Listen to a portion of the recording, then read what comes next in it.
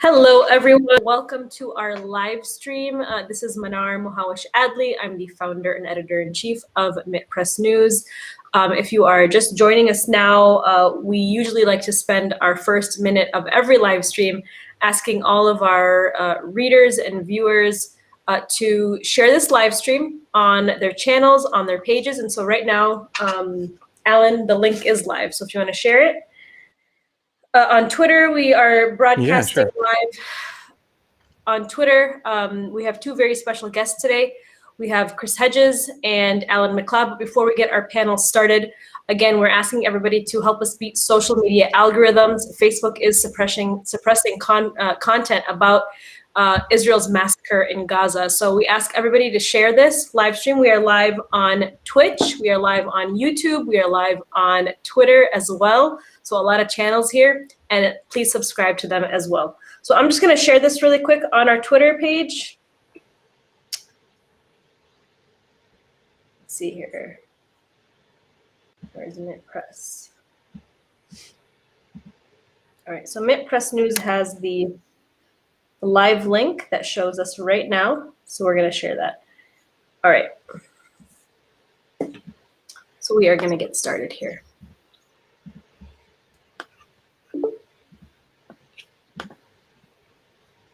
And the link is the one we've got, or is it a different one in the top of the screen, the Restream link?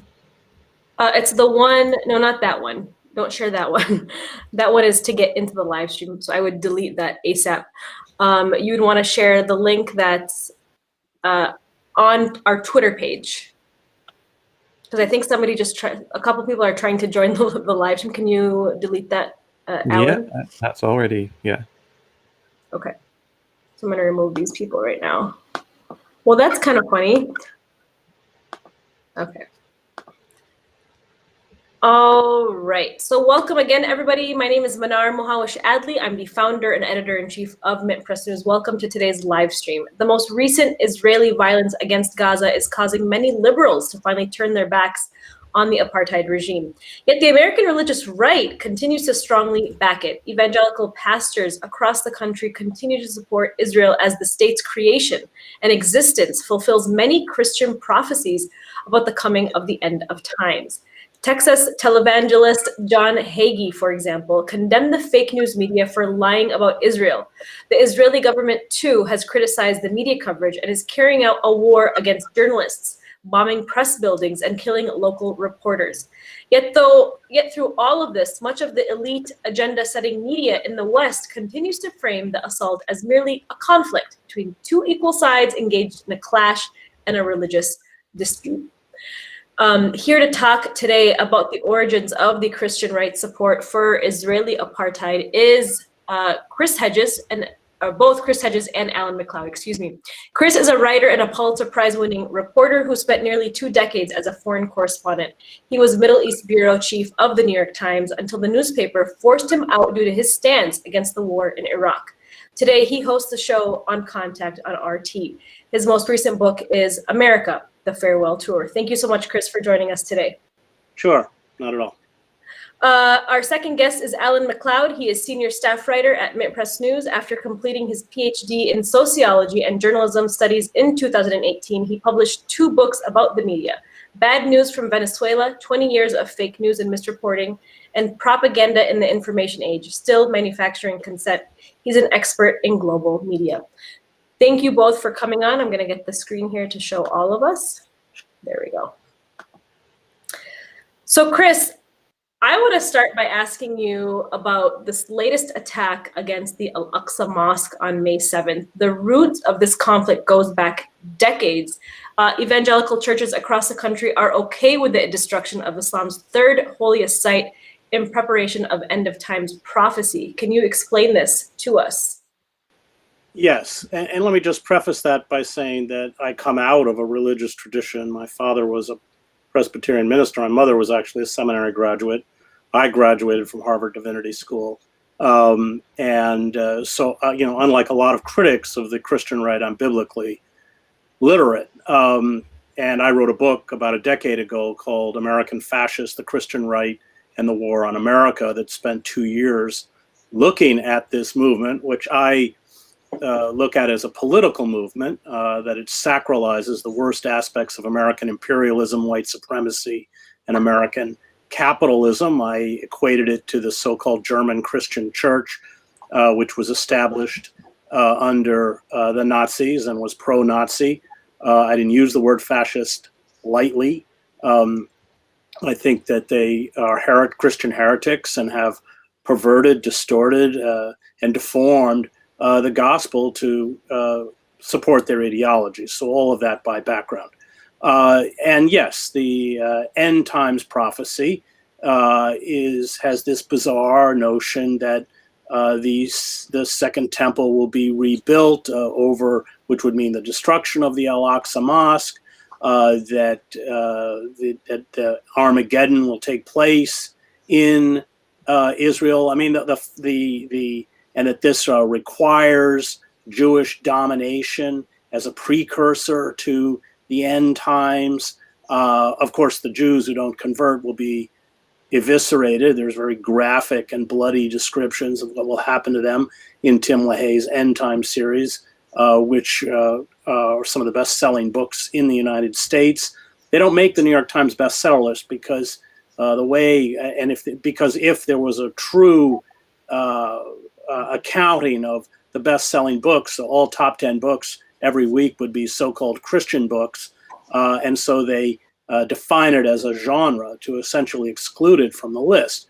And so there is this bizarre alliance between these right-wing Netanyahu and the ultra-right in Israel and the Christian right, even though at their core the Christian right is deeply anti-Semitic because it doesn't recognize the legitimacy of Judaism itself. And that political alliance is strengthened as a new generation of American Jews no longer have the emotional ties to Israel that the older generation has, and many of them have begun to question the murderous repression of the apartheid state of Israel. I speak all over the country at college campuses, and I make it a point to meet with the Students for Justice in Palestine groups on each campus, and I know upwards of half of them are Jewish.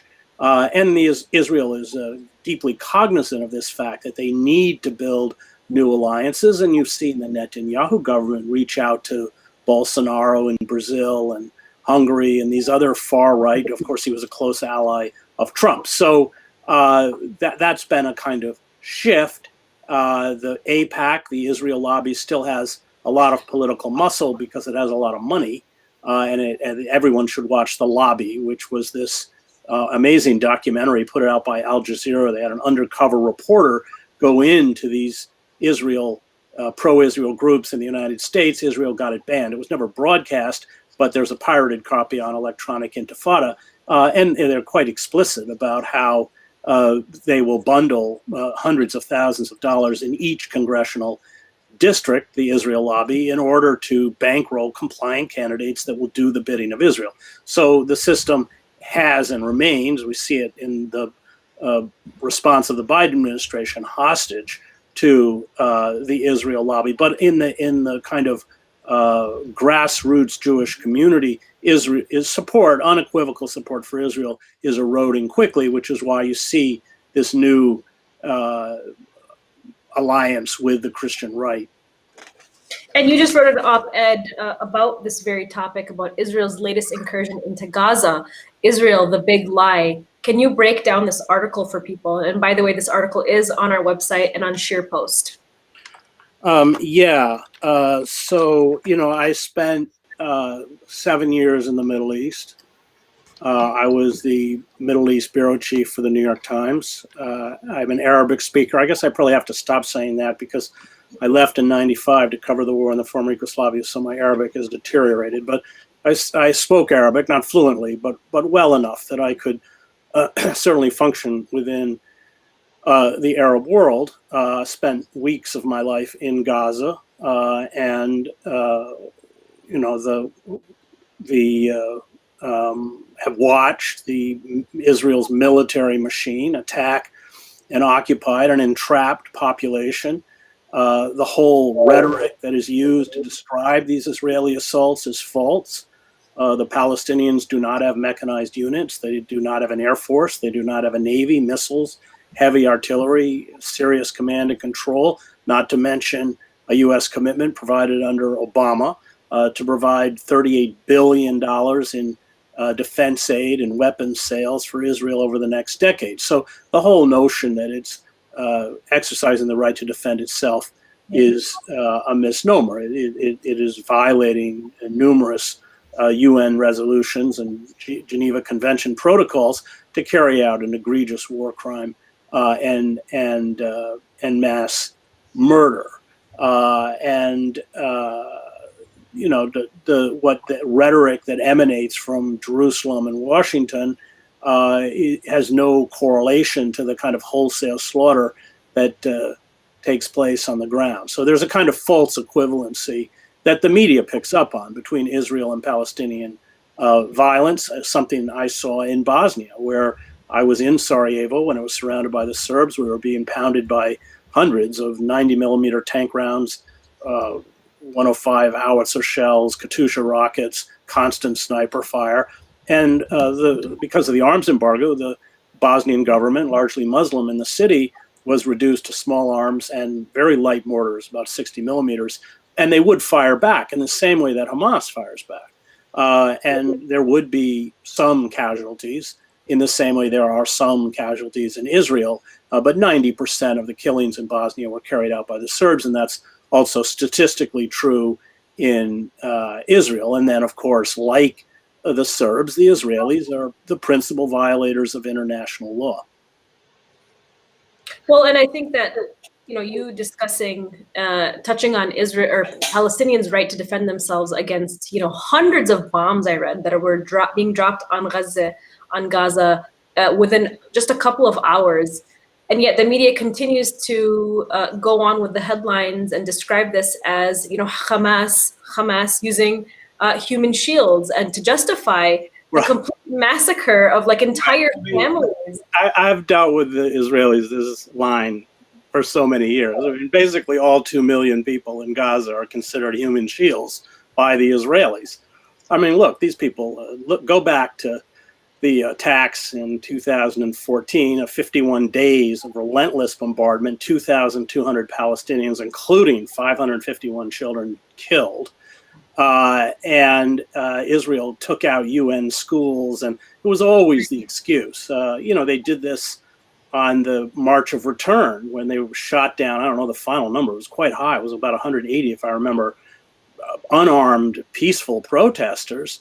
And again, argued that they were human shields. But from their own footage, there was nothing in back of the people they shot. I mean, human shields for what? For whom? So, yeah, that's the kind of line. I just want to say about the rockets, it's a totally understandable response. But I do think, having spent 20 years covering conflicts around the globe, indiscriminate fire, which the rockets are on a civilian population, is considered a war crime. And I don't want to weasel my way out of that because that's a fact. And I think denying it doesn't help those of us who are trying to hold Israel to account because, of course, the most serious, egregious, massive, sustained, and ruthless war crimes are being committed by Israel. Absolutely, they absolutely are. And Alan, you know, a lot of people have been commenting about the media's one-sided coverage of this conflict. What are some of the most egregious trends that you've spotted during the attacks against Gaza? Well, I suppose, let me take you back a few years. About 10 years ago, there was a leaked document from a pro-Israeli propaganda firm called the Israel Project, which did a lot of focus groups across America and advised pro-Israel advocates on how to frame the situation. They even had, guidances on words that work, words that don't work, sentences to avoid, etc. And the chapter about framing the conflict not as Israel versus Palestine, which doesn't work, but as Israel versus Hamas. And even to this day, we see media using that sort of line, using this propaganda, this framing for the Israelis for free. So we constantly hear about, Israel's clashes with Hamas.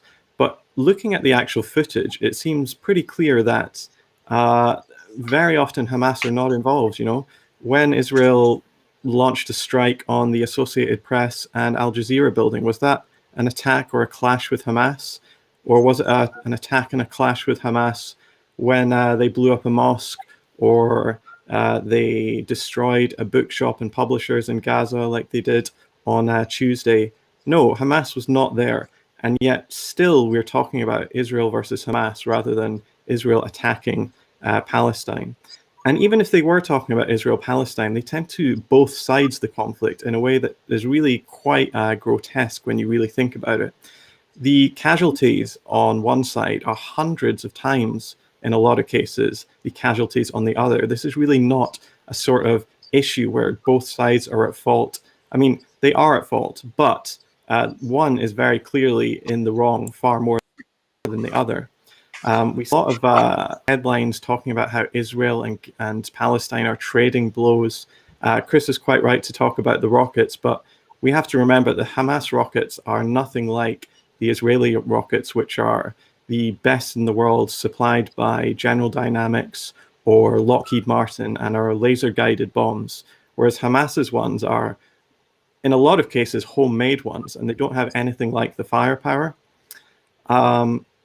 One very, very common thing that a lot of people have talked about is how media use the active voice when they're talking about Israeli deaths, and the passive voice when they're talking about Palestinian deaths. So, for instance, the Associated Press had a headline: "Rockets kill 2 Israelis, 26 die in Gaza as Israel hits Hamas." Now, the framing of that is pretty interesting. The active voice is used when talking about Palestinians killing Israelis, but the passive voice is when the opposite is the case. And it lets people, it sort of suggests to people that there's no obvious person or group that is responsible for the deaths of these Gazans. Maybe they just died in accidents, who knows? And that is absolutely categorically against everything you learn in journalism school, which tells you to always avoid using the passive voice unless you're unclear about who is responsible and who is in the wrong. And this constantly happens time after time after time. I have noticed that, to be fair to the Associated Press, since their headquarters got by Israel a couple of days ago, coverage has changed a little bit, but it is, still that sort of clash, that sort of both siding thing that's still going on. They're not framing it as an attack on Palestine, much more of a sort of centuries-old conflict, and who can say who's in the right and who's in the wrong. And so they're, just sort of falling back on these old and very well-used tropes of angry Palestinians versus the only democracy in the Middle East. And this is basically the framing that's been used for years to sort of whitewash any sort of violence that corporate media in some ways just kind of approves of. So we saw, for instance, in Bolivia in 2019, when the US-backed dictatorship started massacring protesters who were trying to demand a return to democracy. That was called a clash. We also saw the Great March of Return. We saw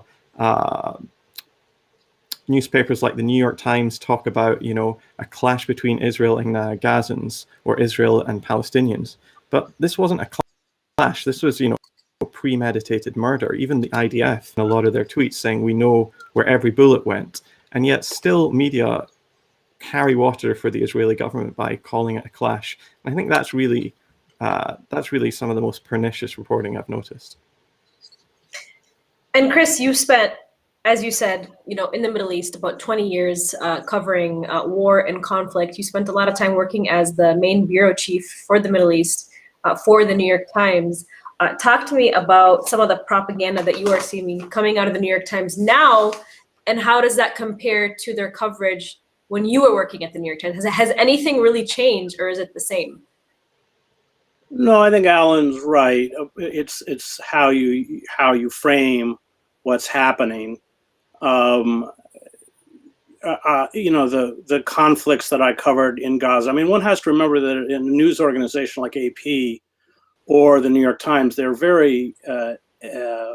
there's very powerful centers of editing where when reports come in, they make sure they're cleaned up, to use their words, so that it's framed in the proper way. I mean, oftentimes the reporters, I spent 7 years in the Middle East and much of my time in places like Gaza. I don't think there was really much daylight between myself and the other reporters on Israel's egregious war crimes and lies. I mean, they would talk about surgical strikes against bomb-making factories, and we'd be on the street where there'd be rows of bodies of little children, or in Al-Shifa Hospital, where,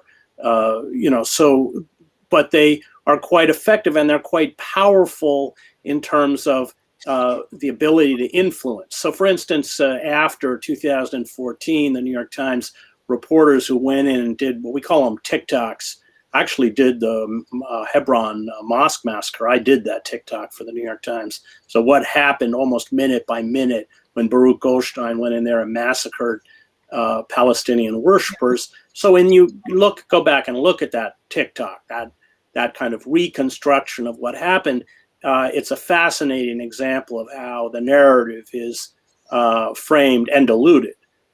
So every other paragraph, there would be a Palestinian talking about what they had either witnessed or what they had undergone, or the suffering that they had endured. And then that would immediately be followed by a paragraph from an IDF spokesperson in Jerusalem, essentially dismissing those allegations.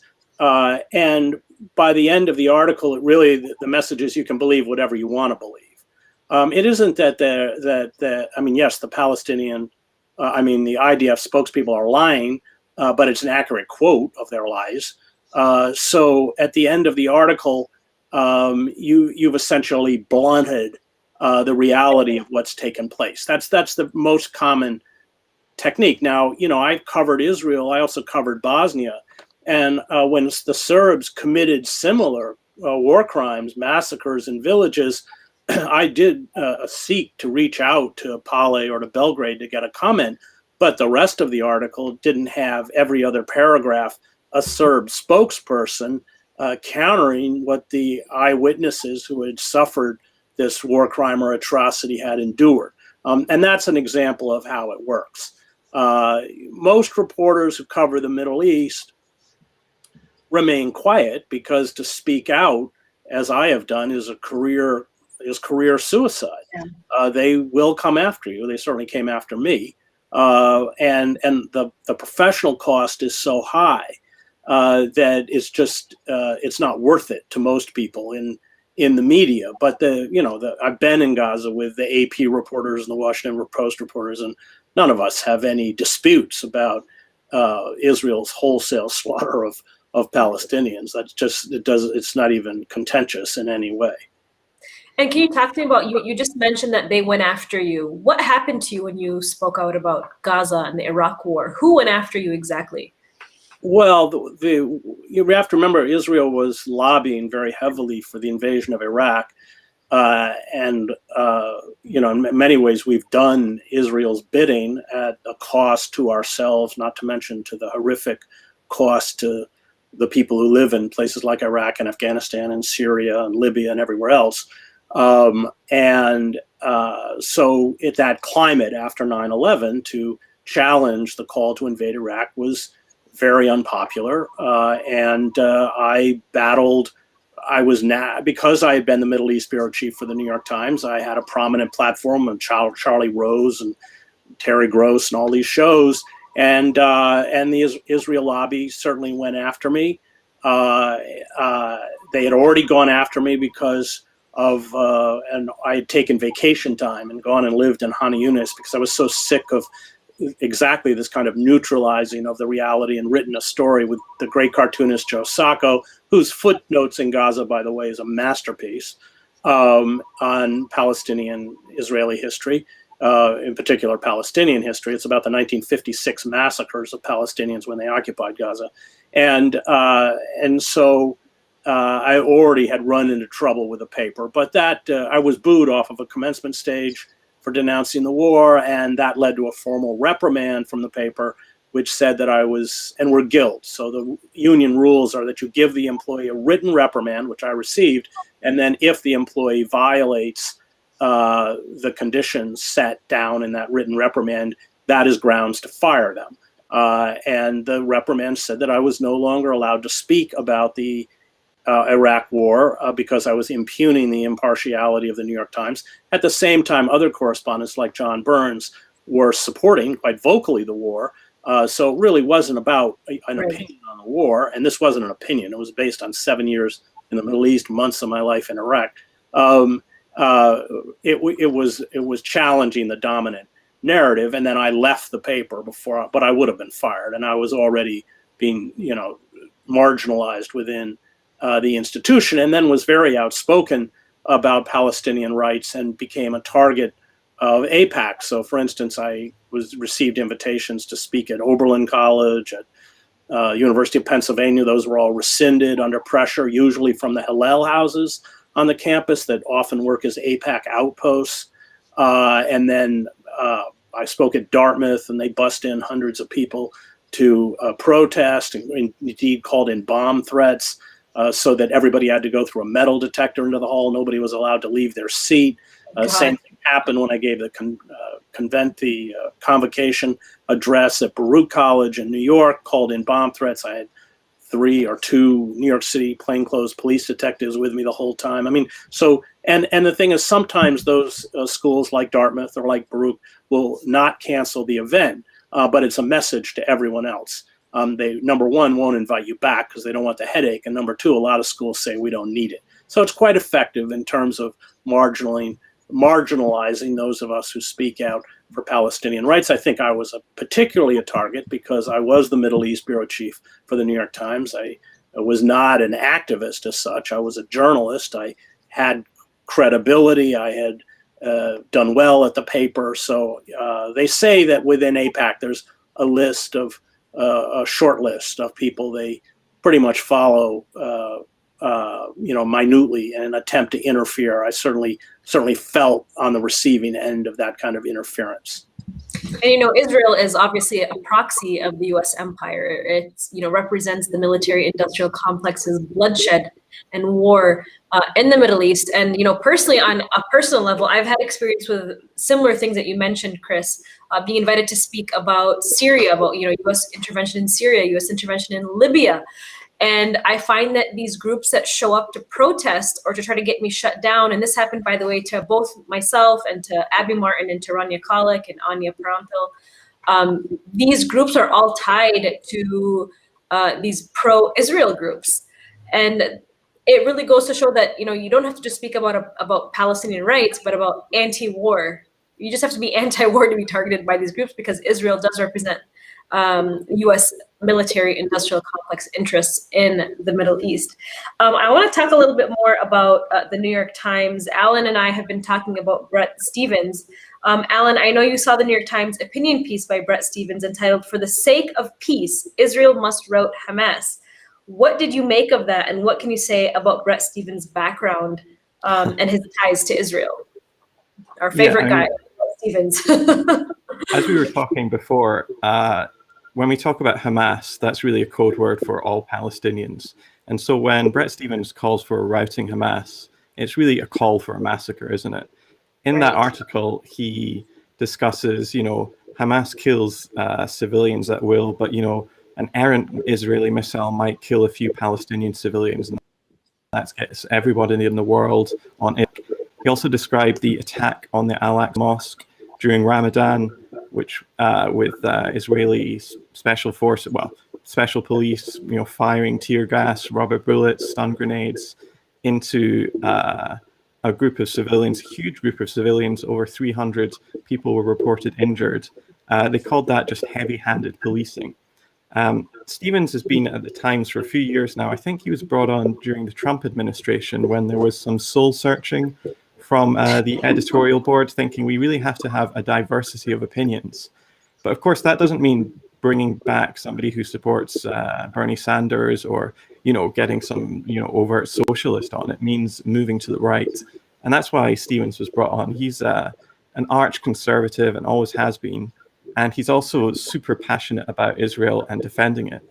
And so he constantly writes about Israel all the time. I'll just read out some of the some of his newest columns. Palestinian lives don't matter. Gaza's miseries have Palestinian authors. The progressive assault on Israel. Every time Palestinians say no, they lose. When anti-Zionism tunnels under your house. One thing Trump gets right, Israel's settlements are not the principal obstacle to the peace with Palestinians. Israel's democracy is doing fine. Israel and Palestine is really his favorite subject. But what's not revealed in the New York Times, which I think is a really big conflict of interest, and it really breaks a lot of journalistic rules, is that he has pursued a paid gig at an Israel advocacy group, and it's not been disclosed at all. Responsible Statecraft just exposed this and was talking about this. That's really pretty egregious of the Times, and I think it kind of shows where their loyalties lie exactly in this. The Times has, in general, been very supportive of pretty much any US war you can talk about, whether it's Iraq or Afghanistan or Libya or Syria. And by extension of that, they also are very much in favor of all of the US's loyal allies, like, for instance, Israel. And that's what we see with Bret Stevens's pieces. And you know, for the past, you mentioned the Trump administration came on during the Trump administration. I don't know why there's an echo all of a sudden. Can you guys hear that? You mentioned that he came on the New York Times during the Trump administration. You know, Chris, during the Trump administration, we saw, you know, massive Christian right rallying behind the state of Israel. We saw Jared Kushner basically go on a massive trip into the Middle East to create all of these normalization peace deals between Israel and Arab dictatorships, like in Saudi Arabia, the UAE, Egypt, and then Sudan. Talk to me about the history of these Christian right groups. You know, how did they make their way into the U.S. government, and where are they now under the the Biden administration? Well, let's first note that the violations of international law embraced by the Trump administration, including the moving of the embassy from Tel Aviv to Jerusalem, have not been reversed by the Biden administration. A lot of people forget that the senior Democratic leadership, like Schumer, supported the moving of the embassy to occupy East Jerusalem, to Jerusalem in violation of international law. Well, they came. They were at the epicenter of power under the Trump administration. Trump had no ideology, and the Christian right filled that ideological void. So that's where you got Pence. I mean, even the people who handed COVID, the senior health officials all came out of the Christian right, believed these kind of crazy conspiracy theories. You had Ben Carson and Mike Pompeo and Betsy DeVos. These were the very high-profile figures, but filtered throughout the administration were the cadre of the Christian right. And they are certainly waiting to come back, and I fear that the inability of the Biden administration to address the structural inequities that gave rise to this demagogue, Trump, and these Christian fascists will, perhaps even by the midterms, ensure their return to power. They have been pushed out by the old guard, which that's what Biden represents, that old neoliberal, in essence, Republican, because the Biden and Clinton transformed in the 90s the Democratic Party into the Republican Party on issues of law and order, on surrendering to corporate demands.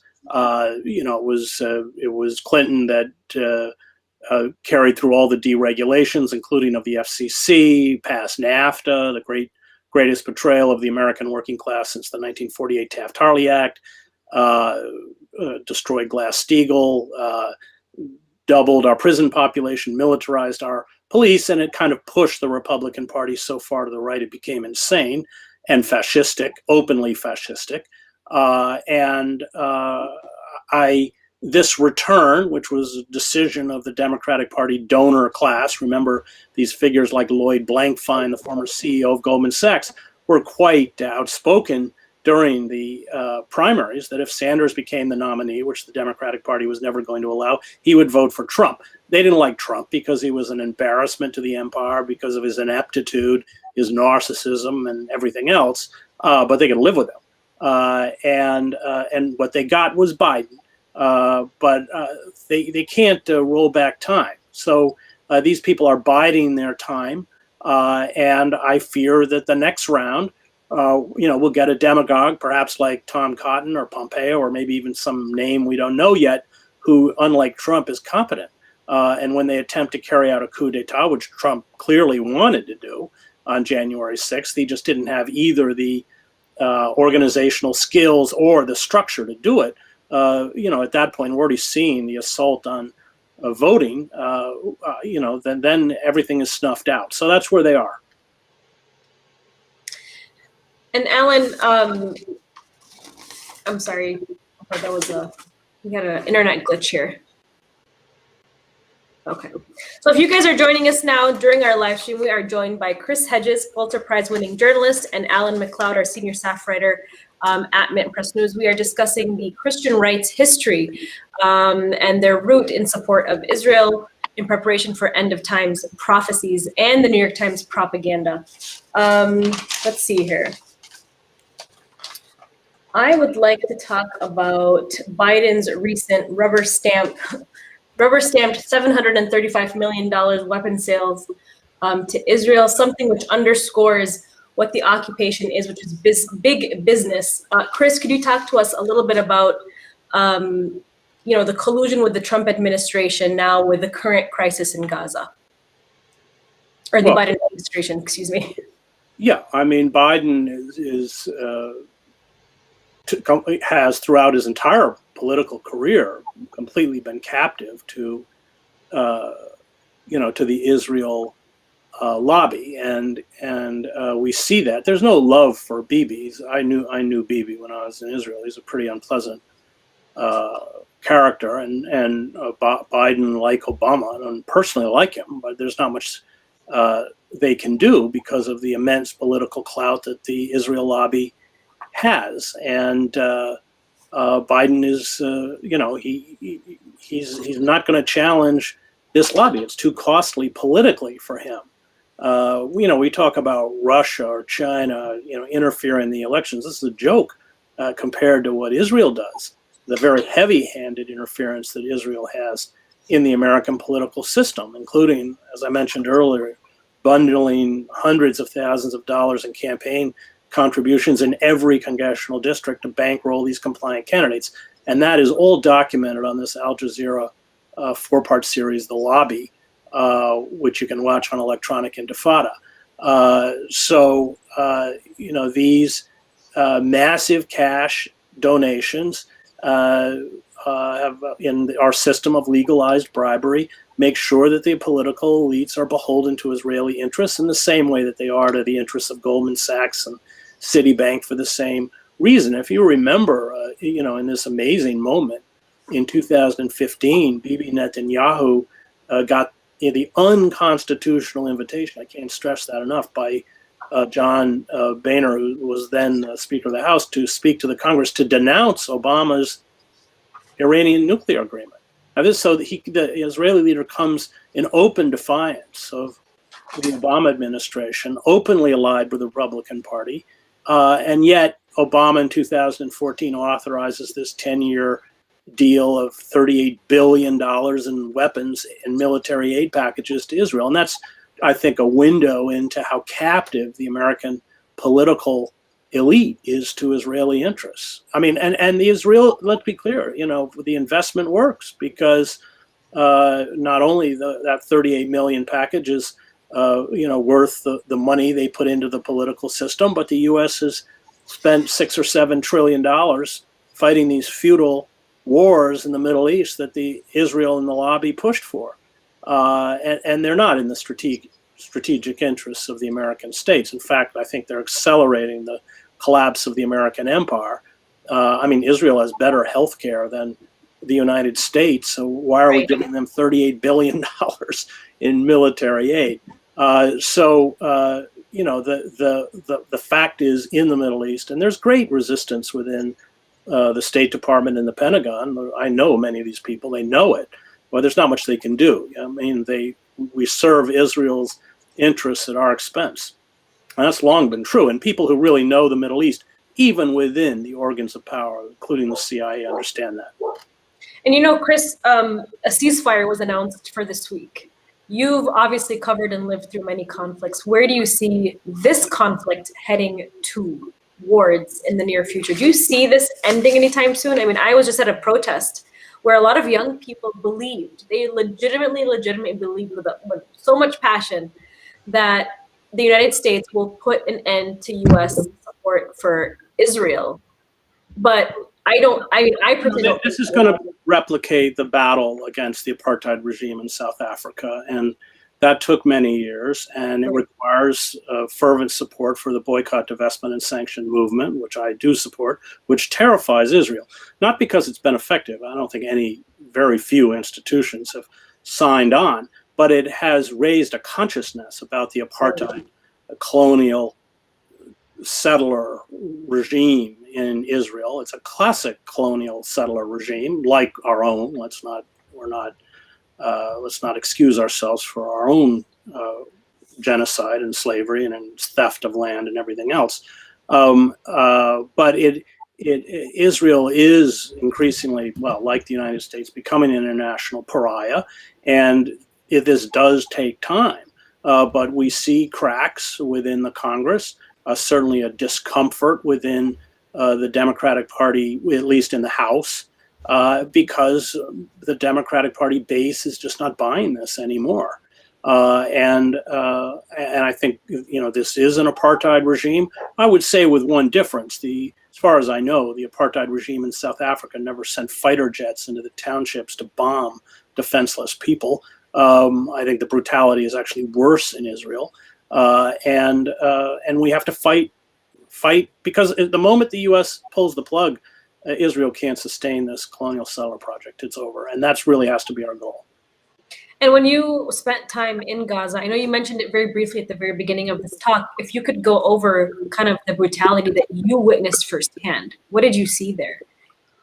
Well, I think people don't get, and I think Alan was right to, and I do condemn the rocket attacks as a war crime just because legally they are. Alan's right. They're, nothing compared to the ordinance that Israel drops on the Palestinians. The massive firepower that is unleashed by this ordinance kills in an extremely wide radius. And so, of course, I've seen the victims. I have been in refugee camps like Khan Yunis and heard, the boys who were playing at that time. This was going back to when there were still Jewish settlements in Gaza, and they were playing near the fence. And I would hear they would hire the Druze, the border police, and they would shout out through the loudspeaker, tal, tal, which means come in Arabic. And then they would start shouting curses, Ibn Charbuta and Kalbib and Kal, these horrible Arabic curses. And the boys would start throwing stones, and then these people would get out with long-barreled weapons and shoot them and either kill them or wound them severely. And I wrote down their names. I went to the hospital, and in some cases their funerals. And this is what drove Israel nuts.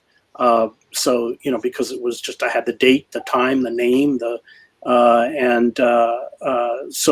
it's the savagery of occupation, much what we do to Iraqis and Afghans. There's not any different. Colonial settler wars are where foreign occupiers come in and impose their will by force, create what Robert J. Lifton calls atrocity-producing situations, because as soon as you leave the perimeter of your compound, everybody is defined as the enemy and therefore a legitimate target, which is exactly what Israel does. And we have to remember that a lot of times these units in Iraq, whether through IEDs or in Israel, they can take casualties, but they don't see the people attacking them. And so units begin to lose people. This is why Israel, by the way, is not going to invade Gaza, because the last time they went in, they took very heavy casualties. It's why they won't invade southern Lebanon. They won't take that chance anymore. I think there was an Israeli general who a few days ago said Israel can't fight on the ground anymore. And so that assault that Israel carries out is one that is increasingly reliant on technology, but in fact, of course, that's a sign of weakness. So, yeah, right. It's hard to describe the horror of what's happening in Gaza now and what happens during these assaults, because very little of it is conveyed. Most of it is censored out. And I agree with your point that the more weaponry that they use, the more hard they go on to the people.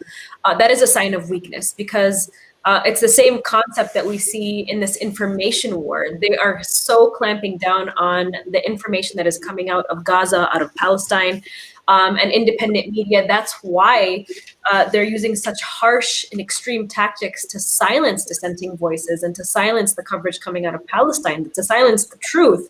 Alan, I'm curious, what sort of pressure does Israel try to put on journalists and media outlets and public figures to get them to toe the line internationally? And then if you could, I'll ask this one maybe when you're done again, but we want to talk about solutions too in fighting this information war. Yeah, sure. So I'm part of the Glasgow University Media Group, and about 10 years ago, we put out a book called Bad News from Israel and then More Bad News from Israel, in which we interviewed a bunch of British journalists at the BBC and major newspapers. And one BBC employee said that, and I quote, "We wait in terror for the phone call from the Israelis to come." And they were extremely worried that whenever they talked about Israel-Palestine on the news, they would get this call from the Israeli government. But, the Israeli government does have a pretty sophisticated network of flak, of, paying think tanks, putting people in senior positions. But I also want to stress that it's only really got power because we allow it to have power, because people in Washington and the elite in the West more generally see Israel as one of their key allies.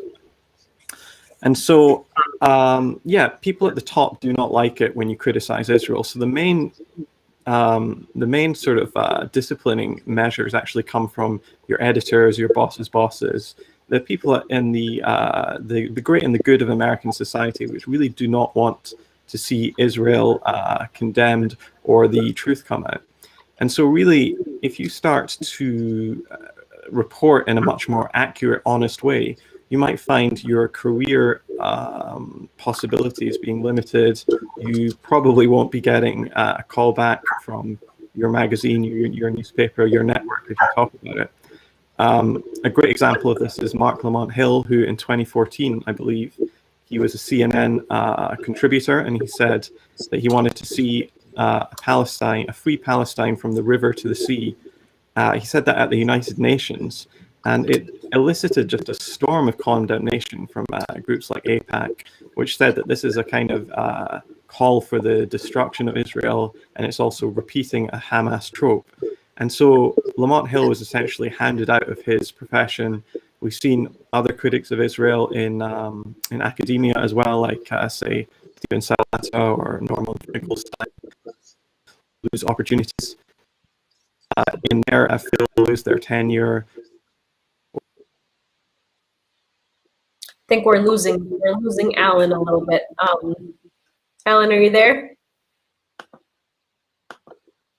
Okay, we lost Alan. So I actually just have one final question for you, Chris, which is, what sort of ways can people fight big tech media censorship and the monopolistic power that they hold in terms of covering war issues? Well, they don't hold monopoly power anymore, and they're trying to get it back. And the way they're doing it is using digital media platforms, Google, Facebook, Twitter, to impose algorithms, because if you go back a few decades, there were 3 established news broadcasts, CBS, NBC, ABC. There was the New York Times. The power of the New York Times, by the way, wasn't that everyone read it, it's that it set the news agenda. So for instance, if I was covering anything that night, I was sure to get a visit from the producers of the 3 networks that were there, 4 if CNN was there, and they wanted to know what I was writing tomorrow for the New York Times, because that's what their editors would tell them to go and cover. And that power has been broken by the rise of all sorts of alternative news outlets like your own, but they're trying to use censorship and algorithms to shut these voices down because they have been effective, and funnel people back into the mainstream. So we all went on strike at Truthdig, and when the publisher tried to fire Bob Scheer and we said we wanted to form a union, she shut the site down and fired all of us. We now write for Scheer Post, which Bob started up. But that last 12 months, we saw that they did a graph, the IT people, and the referrals by impression. So if you went to Google, you typed imperialism, and I had written something on imperialism recently, it would come up with anything else. Those referrals were shut down, and they declined from over 700,000 to below 200,000. They're probably even below that. And they've used that and quite effectively in these kind of unseen forms of censorship at the behest of the Israel lobby and against critics of imperialism and anti-capitalism. So the hegemony that the old media had got broken, but they're working feverishly to get it back. And Silicon Valley is, we saw it, for instance, when Twitter locked the New York Post out of its own account because it exposed the contents on Hunter Biden's laptop. That was a perfect example of, but they're doing this constantly. They're doing it to me. They're doing it to you. And they're doing it on behalf of the neoliberal Democratic Party elite. And then you get the New York Times, which benefits from it because the idea is that they are going to channel people to quote unquote reputable, impartial, objective news sources like the Post, like the Times. So there's a collusion between these old established media centers and the very active forms of electronic censorship that are attempting to shut down our voices. And I talk about that same point too, is that a lot of liberals don't even realize that it's the neoliberal Democratic class who are leading the way in this censorship campaign, while they partner up with Israeli intelligence, Israeli military, US intelligence, US military, and think tanks that are funded literally by NATO and weapons manufacturers to control the free flow of information in this country. So that is actually going to be a wrap for today's live stream. Chris Hedges, thank you so much for joining us today. And Alan, thank you so much for joining us today. We are going to have this live stream up on our YouTube page and our Twitch channel and our Facebook page. And then we're also going to convert it into a podcast. So we appreciate anybody who can share this to help us beat social media algorithms. That's a wrap. Thank you so much, guys. Great. Thanks.